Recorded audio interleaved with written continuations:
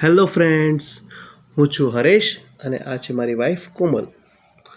અમારી ચેનલ અમે સફળ થઈશુંમાં આપનું હાર્દિક સ્વાગત છે. અમારી ચેનલમાં આપણે વિવિધ બાહ્ય પરીક્ષાઓની તમામ પ્રકારની માહિતી મળી જવાની છે, જેમાં જે તે પરીક્ષા વિશેની માહિતી, અભ્યાસક્રમ, પરીક્ષા પદ્ધતિ, જૂના પ્રશ્નપત્રો, અભ્યાસક્રમની અને વિષયવસ્તુની સમજ અને મુદ્દાવાઇઝ સમજ અને MCQ અને બીજું ઘણું બધું મળી જવાનું છે. આજે અમે આપના માટે લઈ આવ્યા છીએ ટેટ 2નો સુધારેલો અભ્યાસક્રમ એટલે કે સિલેબસ.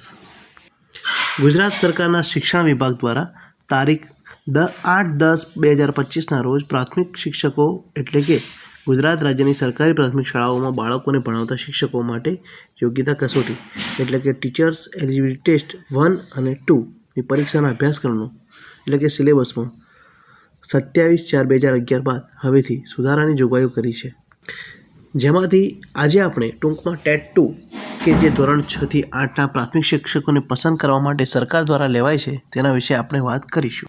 ટેટ 2માં હાલ અને પહેલાંના અભ્યાસક્રમ મુજબ 2 ભાગમાં પરીક્ષા લેવાય છે. કુલ પ્રશ્નપત્ર 150 ગુણનું હોય છે, જેમાં 2 વિભાગ 75-75 ગુણના હોય છે. જેમાં વિભાગ 1 પદ્ધતિશાસ્ત્રનો હોય છે, જેમાંથી હવે બાળ વિકાસ અને શૈક્ષણિક શાસ્ત્ર 25 ગુણનું હોય છે. જેમાં બાળ વિકાસ 10 ગુણનું, અધ્યયન અને અધ્યાપન શાસ્ત્ર 10 ગુણનું અને સમાવેશી શિક્ષણની સંકલ્પનાઓ અને વિશિષ્ટ જરૂરિયાતવાળા બાળકોની સમજ એ મુદ્દો 5 ગુણનો પૂછવામાં આવશે.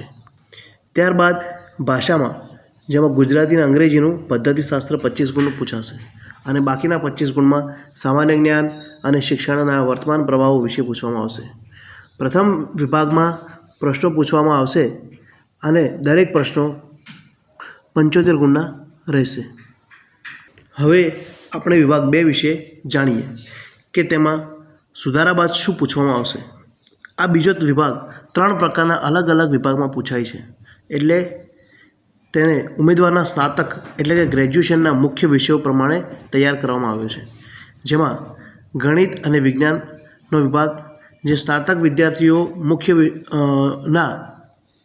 મુખ્ય વિષયો ગણિત અથવા વિજ્ઞાન હોય તેમના માટે હોય છે. ભાષાઓ, જેમાં ગુજરાતી, અંગ્રેજી, હિન્દી અને સંસ્કૃત, ઉર્દૂ અથવા મરાઠી ભાષાનો વિભાગ. આ વિભાગમાં જે ભાષાના વિષયો સાથે સ્નાતક થયેલા ઉમેદવારો હોય તેમના માટે આ વિભાગ તૈયાર કરવામાં આવેલો છે. સામાન્ય વિજ્ઞાનનો વિભાગ, જેમાં ગણિત, વિજ્ઞાન અને ભાષાઓના વિષયો સિવાયના વિષયો જેવા કે ઇતિહાસ, ભૂગોળ, અર્થશાસ્ત્ર વગેરે સામાજિક વિજ્ઞાનને લગતા વિષયોમાં સ્નાતક થયેલા ઉમેદવારો માટે આ વિભાગ હોય છે. બધા ઉમેદવારોએ બધા વિભાગની પરીક્ષા ટેટ 2માં આપવાની હોતી નથી, પણ પ્રશ્નપત્રમાં વિભાગ 2 3 અલગ અલગ પ્રકારના ઉમેદવારોના જૂથ માટે બનેલો છે. આ વિભાગ 2 75 ગુણનો હોય છે, જેમાં કુલ 75 સવાલો પણ હોય છે. તો ચાલો આપણે ગણિત વિજ્ઞાન વિષય માટેના વિભાગ 2ના અભ્યાસક્રમની ઝલક મેળવીએ.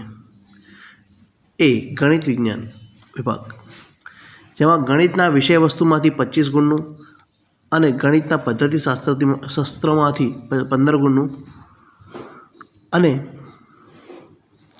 વિજ્ઞાનના વિષય વસ્તુમાંથી 25 ગુણનું અને વિજ્ઞાનના પદ્ધતિશાસ્ત્રમાંથી 10 ગુણનું, એમ કુલ 75 ગુણનું પૂછવામાં આવે છે.